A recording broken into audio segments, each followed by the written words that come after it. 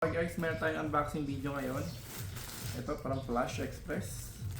Siyempre, sa ating buting kaibigan, no? Kaya bubuksan natin siya para ma-check natin yung items. Ito siya. Para makita natin.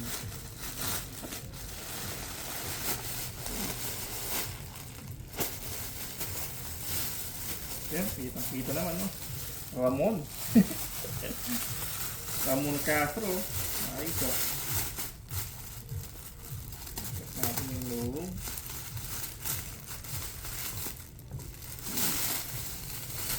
Wow naman.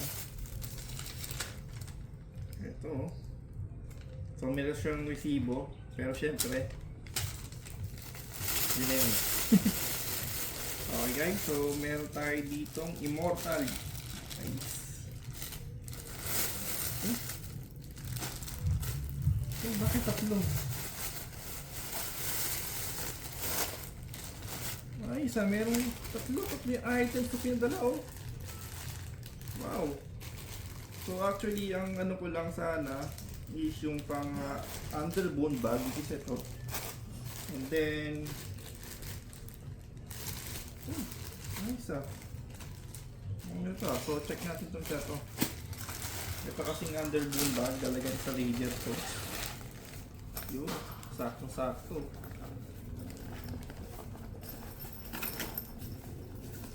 Okay, so ito yung pinaka-underbone bag.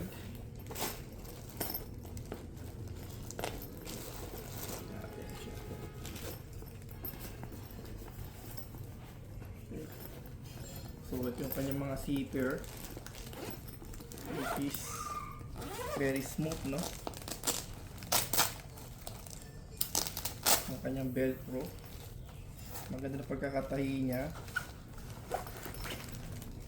Then oh, saka yung mga stitching talaga niya, ang linis. Pinaka brand name talaga niya guys, ito Immortal. Ang ganda ng embroidery niya. So na-explore lang natin yung mismong bag. Wow. So ang gandaan dito kasi guys, itong mismong pinaka sa phone holder niya. Sakto siyang cellphone dito eh. Anyway, check natin ito pag nakabit na natin siya. Ganda, ayos yung quality nung pagkakagawa sa kanya dito. Malinis.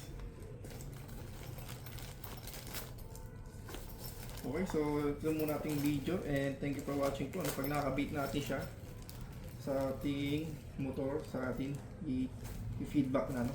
So for now, ito ang ating Immortal bag, which is ang order ko dalawa pero tatlo binigay.